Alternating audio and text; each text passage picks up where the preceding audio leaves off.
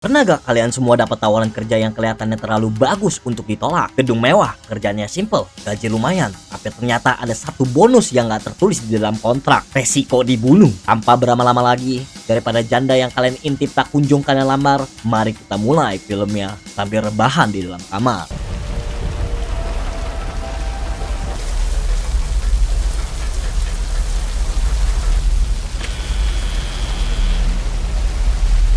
Cerita diawali dengan seorang wanita yang mengaku bernama Isabel yang mendatangi sebuah hotel mewah megah untuk memulai shift kerja pertamanya sebagai pelayan. Di mana Nyonya Lily yang bertugas sebagai kepala hotel pun langsung memperkenalkan Isabel kepada beberapa penghuni tetap yang punya unit gedung di Hotel The Virgil ini. This is a safe space. You'll have to excuse my wife. She's a writer. Setelah berkenalan dengan beberapa penghuni, Isabel langsung diajak Nyonya Lily menuju kamar yang akan menjadi tempat tidurnya. Namun ia merasa aneh karena sepanjang lorong dan ruangan yang ia lewati, Isabel melihat beberapa pelayan yang jumlahnya jauh lebih banyak daripada jumlah tamu dan penghuni yang sudah ia lihat di lobi. Isabel juga bertemu dengan Ray. Ray adalah suami dari Nyonya Lily yang bertugas sebagai cleaning service sekaligus mendampingi istrinya bekerja di tempat ini. Stuff around that frightens people. Sweet dreams. Sesampainya di kamar yang akan menjadi tempat istirahatnya, Isabel langsung mengganti baju dan membersihkan diri di kamar mandi. Namun Isabel tidak menyadari bahwa ada sebuah tulisan peringatan yang tertulis pada cermin yang langsung terhapus oleh uap yang dihasilkan dari air hangat yang ia gunakan.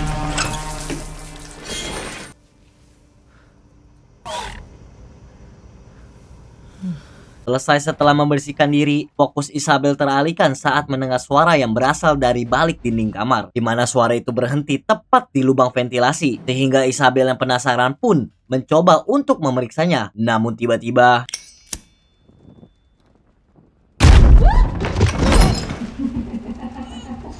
kaget mendengar tertawa seseorang, Isabel pun langsung keluar untuk memeriksanya. Akan tetapi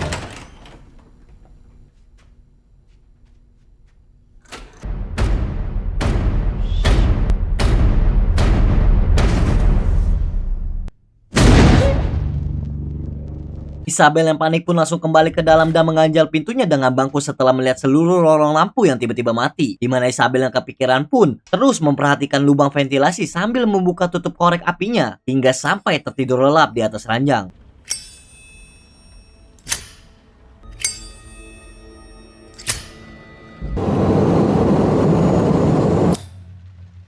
Tepat pada pukul 3:17 dini hari, Isabel tidak menyadari jika ada seseorang yang sedang mencoba untuk masuk ke dalam kamarnya. Namun karena pintunya sudah diganjal bangku kayu, orang misterius itu pun muncul dari dalam kulkas yang entah bagaimana hal itu bisa terjadi. Lalu kemudian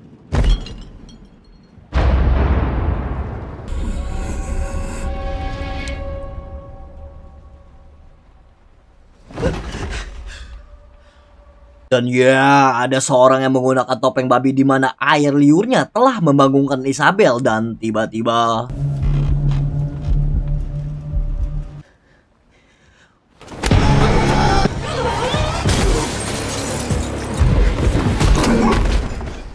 tanpa disengaja sosok bertopeng itu langsung pingsan setelah kepalanya terbentur meja. Namun akibat obat bius yang sudah telanjur Isabel hirup, kesadarannya mulai hilang bersamaan dengan munculnya sosok bertopeng lain. Akan tetapi sebelum tak sadarkan diri, Isabel sempat mencabut kabel lampu yang tersambung langsung ke listrik.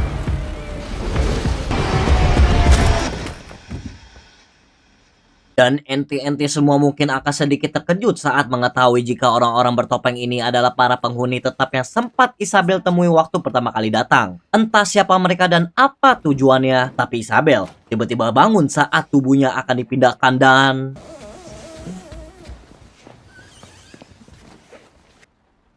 What the?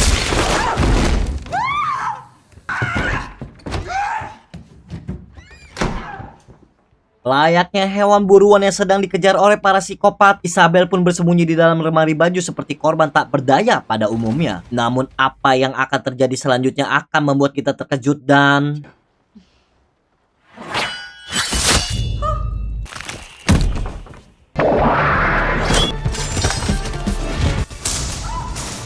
Dan ya, benar-benar di luar prediksi BMKG, Isabel ternyata bukan orang sembarangan. Ia tampak sudah mempersiapkan semuanya dengan begitu matang sehingga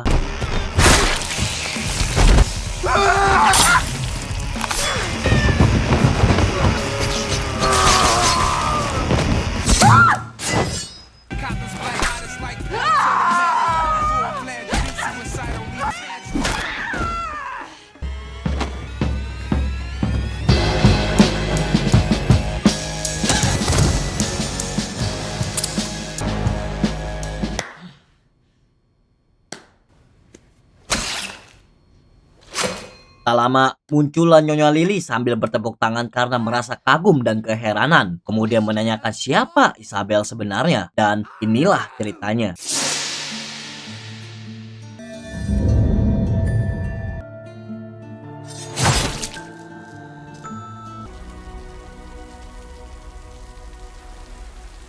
Sekitar 10 tahun lalu, sosok yang kita lihat ternyata bernama asli Asia Reeves. Biasa dipanggil Asia, bukan suatu ras atau benua, melainkan seorang kakak yang mengajak kabur adik perempuannya dari rumah. Karena sang ayah adalah orang tua yang kejam dan sering melakukan kekerasan. Namun di tengah pelarian mereka, si ayah berhasil menemukan Asia dan adiknya yang sedang mencuri makanan di Kopdes. Tempat melarikan diri, si ayah terus melakukan pengajaran. Sehingga Asia yang kebetulan membawa pistol pun terpaksa membela diri dan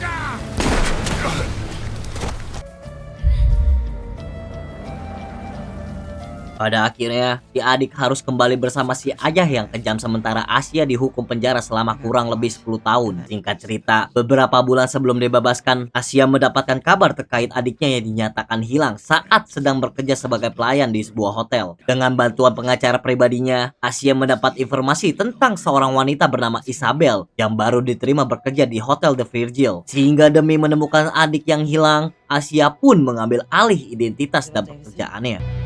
Yes? My name is Asia Reeves.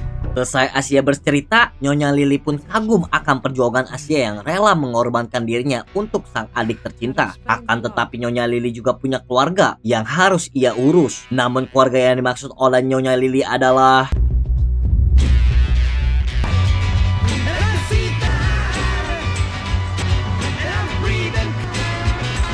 ya, Asia benar-benar terkejut saat melihat orang-orang yang sudah ia bunuh sebelumnya ternyata masih hidup kembali. Bahkan anggota tubuh yang sudah terpotong bisa tersambung lagi. Menyadari mereka semua bukan manusia normal, Asia pun melarikan diri ke satu ruangan dan mencoba mencari jalan keluar. Namun karena semua pintu dan jendela tidak bisa dijebol, Asia pun mencari jalan lain dan berhasil menemukan jalur rahasia di bawah lantai.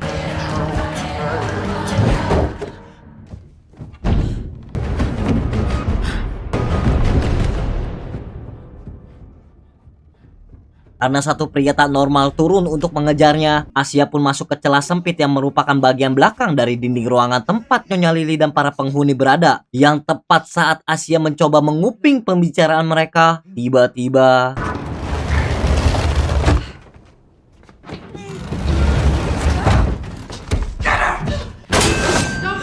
mirip seperti salah satu adegan film action Indonesia yaitu The Raid ketika Iko Uwais harus menghindari serangan golok dari para preman. Asia pun harus bertahan hidup ketika para manusia tak normal ini mulai menusuk-nusukkan goloknya dan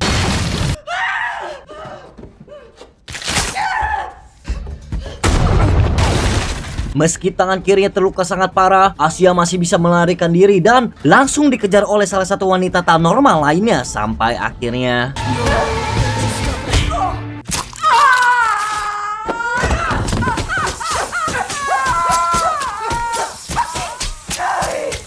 ya, menggunakan obeng kembang, Asia berhasil menghabisi nyawa si wanita tersebut dan mengambil kembali shotgun miliknya. Akan tetapi Sick of you killing me!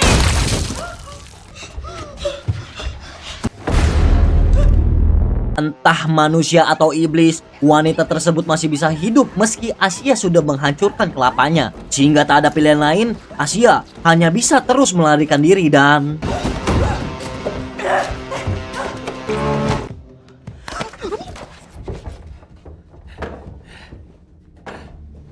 Asia diselamatkan oleh Tuan Ray yang mungkin menjadi satu-satunya orang baik dan normal di Hotel The Vigil ini. Di di mana beliau langsung menceritakan tentang asal-usul Hotel The Virgil, termasuk kondisi tak normal yang dialami oleh semua orang di tempat ini. The Virgil, sebuah gedung tua yang dibangun sejak 100 tahun yang lalu dan awalnya diperuntukkan untuk para pemuja iblis sebagai kuil persembahan. Leluhur para pemuja iblis ini sudah ada sejak dahulu kala. Mereka menemukan cara untuk berkomunikasi dengan alam lain melalui sebuah ritual kuno. Mereka membuat perjanjian dengan iblis, yaitu keabadian atau hidup abadi. Dan sebagai gantinya, harus ada nyawa manusia sebagai tumbalnya. Making you mortal again. Semua orang atau penghuni atau anggota sekte di gedung ini namanya sudah tertulis dalam sebuah daftar penjanjian dan selama nama mereka ada di sana, mereka tidak bisa tiwas alias abadi. They made a deal. Immortality. Tidak semua orang akan dikorbankan. Sebagian dari para korban dipilih dan diberi kesempatan untuk bergabung dengan sekte ini. Salah satu contohnya adalah Nyonya Lily dan suaminya Tuan Ray yang diberikan keabadian serta tugas untuk menjaga dan mengelola gedung The Virgil ini. Pada intinya, Tuan Ray memperingatkan Asia, tidak peduli berapa kali Asia membunuh mereka, orang-orang itu akan tetap hidup kembali. Yang bisa Asia lakukan hanyalah memperlambat mereka dan cepat atau lambatnya pemulihannya tergantung pada kerusakan yang ditimbulkan. If there's one piece left, even Tanpa Asia dan Tuan Ray sadari, bola mata wanita tadi diam-diam membutuhkan mereka dari belakang, bahkan bisa memanjat sebuah corong yang cukup tinggi. Setibanya di lantai yang aman, Asia dan Tuan Ray pun turun di salah satu kamar penghuni. Namun kamar tersebut adalah kamar adik Asia yang secara kebetulan mempertemukan Asia dan adik kesayangannya.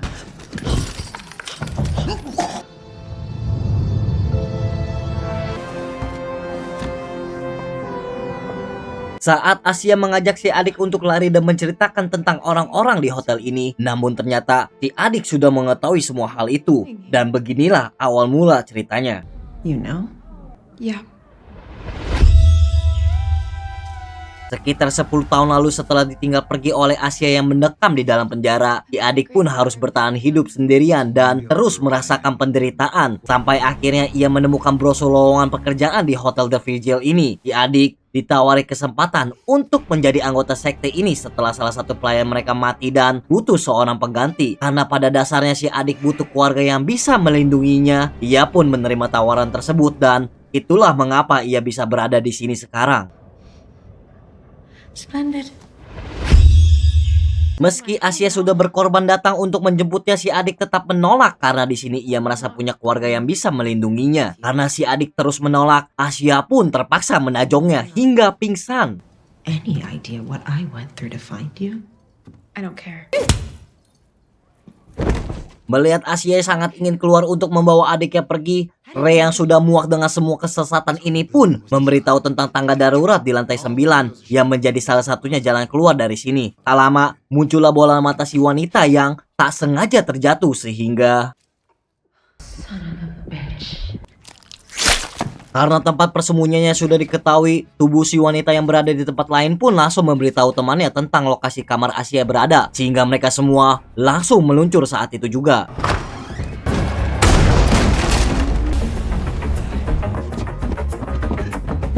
Dibantu oleh Tuan Ray, Asia berhasil masuk ke dalam lubang pembuangan sambil menggendong si adik yang masih pingsan. Di mana saat ia sudah sampai di ruangan dapur, namun muncul salah satu anggota sekte yang masuk ke sana, sehingga Asia dengan cepat bersembunyi di bawah kolong meja.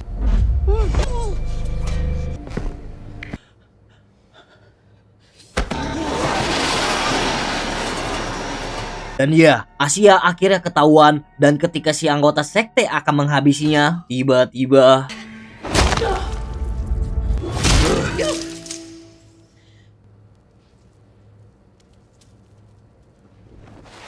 berkat si adiknya sudah siuman, nyawa Asia pun terselamatkan. Namun pada saat yang sama, Tuan Ray terlihat sedang diikat dan diinterogasi oleh istrinya sendiri yang ingin mengetahui apa alasan suaminya melakukan pengkhianatan kepada sekte ini. Just tell me one thing. Why?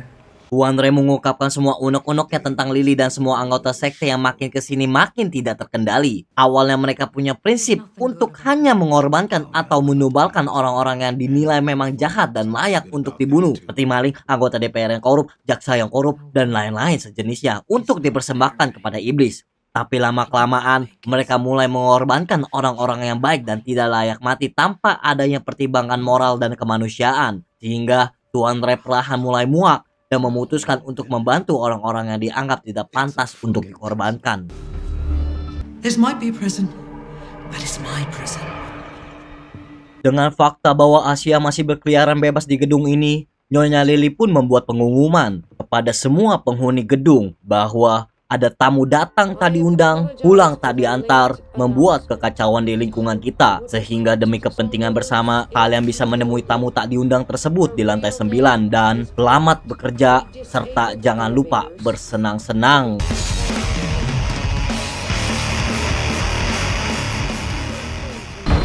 I'll personally sacrifice you. Kembali ke Asia yang mendapati sang adik menghilang secara tiba-tiba tapi tidak sedang diumpetin oleh kolong wewe, di mana Asia langsung memasuki ruangan gelap tanpa adanya cahaya, yang dengan bermodalkan kapak dan senjata api, Asia pun mencoba menerka-nerka dalam kegelapan dan tiba-tiba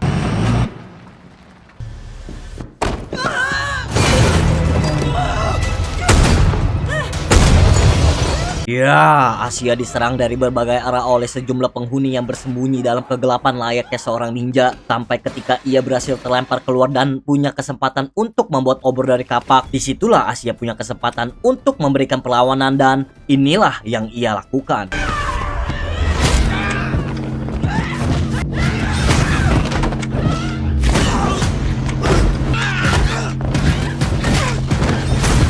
Melihat sang adik sedang ditawan, Asia justru semakin membabi buta menghajar mereka semua, sampai akhirnya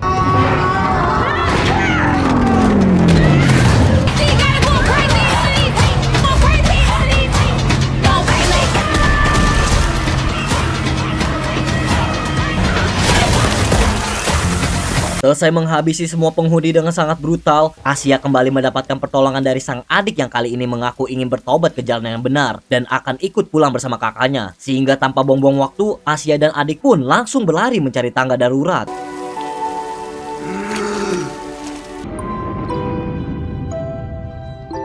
Tepat saat semua penghuni yang tadi tewas mulai hidup lagi, Asia dan sang adik pun terlihat berada di atas lift untuk istirahat sejenak, di mana Nyonya Lily berhasil menemukan bercak darah pada pintu lift yang membuatnya jadi tahu keberadaan mereka berdua. You good?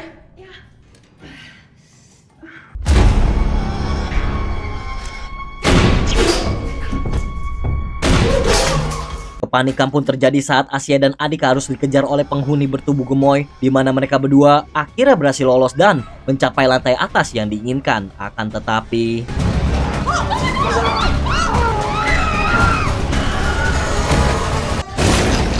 That's it. It's over.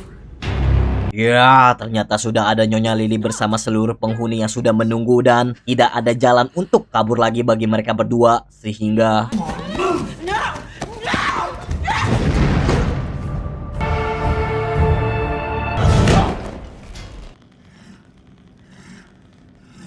Asia yang terjatuh berhasil diselamatkan oleh salah satu penghuni bertubuh gemoy dan langsung diserahkan kepada Nyonya Lily untuk ditumbalkan kepada sang iblis.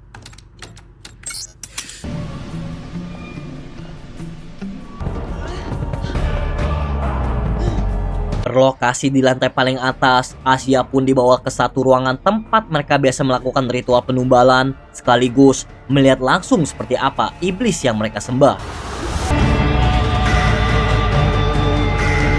Asia sangat terkejut saat baru mengetahui jika sosok iblis yang mereka sembah selama ini ternyata hanyalah kepala babi ngepet yang ditancap pada kayu. Akan tetapi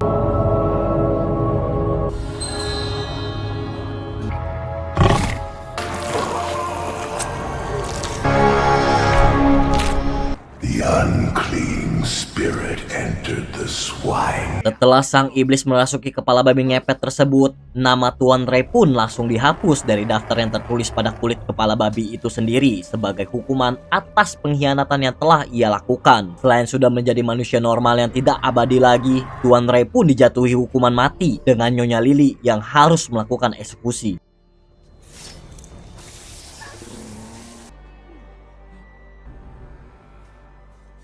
Sekarang, giliran si adik yang harus mempertanggungjawabkan perbuatannya. Ia memohon untuk diberi kesempatan sekali lagi. Maka dari itu, si iblis memaafkan kesalahan si adik. Akan tetapi, harus menghabisi kakaknya sendiri dengan tangannya sendiri.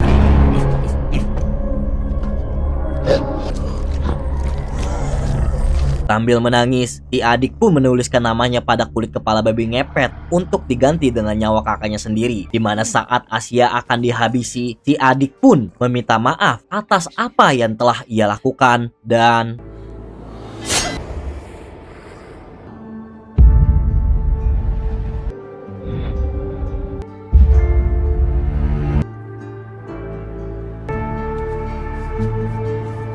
ya, sungguh di luar dugaan. Ternyata si adik rela mengorbankan diri sendiri demi menjadikan kakaknya manusia abadi. Karena ternyata nama yang tertulis pada kulit kepala babi bukanlah namanya, melainkan nama Asia. Dengan kemampuan dasar pelatihan Kopdes dan memang doyan berkelahi ditambah sekarang punya keabadian, ini menjadi kombinasi yang sangat hakiki untuk Asia melakukan pembalasan terhadap mereka semua.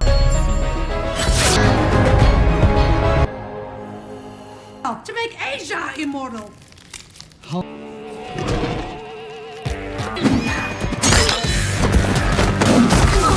Selain lukanya pulih sendiri seperti kemampuan yang Wolverine miliki, Asia yang pernah menjadi domino di film Deadpool dengan keberuntungan tak terbatas pun langsung membabi buta menghajar mereka semua.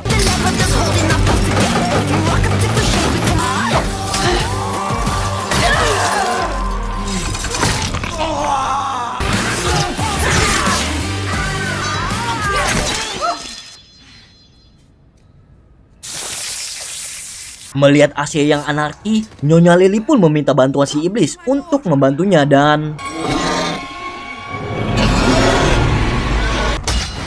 Want to play with sword? Let's play. dengan bantuan kepala babi ngepet yang menyatu dengan tubuhnya, Nyonya Lily yang semakin mirip Cut Patkai pun yang jago gelut dan mulai membuat Asia kewalahan. Namun ketika si iblis meniru suara adiknya yang meminta pertolongan, Asia justru semakin emosi dan membuat adrenalinnya semakin terpacu.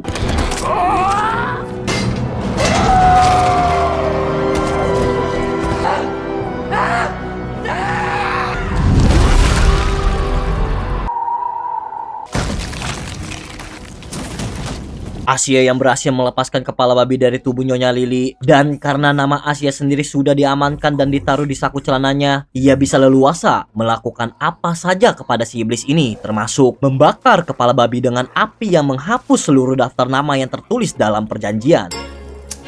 Shit.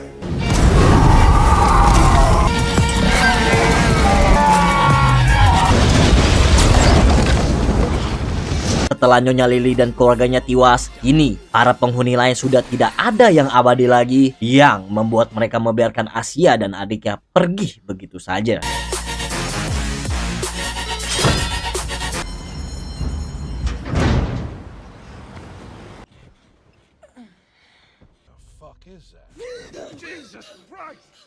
Dan ya, Maria hidup kembali. Dan ternyata Asia sudah mengganti nama di kulit babi ngepet dengan nama adiknya. Maria akan tetap hidup, tetapi Asia harus menyimpan kulit babi tersebut. Mereka yang dijemput oleh pengacaranya pun langsung pergi dari sana. Where we going? As far away from you as possible. Pesan moral dari film ini adalah jangan pernah menilai sesuatu hanya dari tampilan luarnya. Di balik kemewahan, kekuasaan, dan kehidupan yang terlihat sempurna, bisa saja tersembunyi bahaya yang tidak kita duga. Film ini juga mengingatkan bahwa keberanian untuk menghadapi kebenaran serta kepedulian terhadap orang-orang yang kita sayangi bisa menjadi kekuatan terbesar untuk bertahan dari situasi yang paling gelap sekalipun. Sekian dari saya, sampai jumpa di video selanjutnya.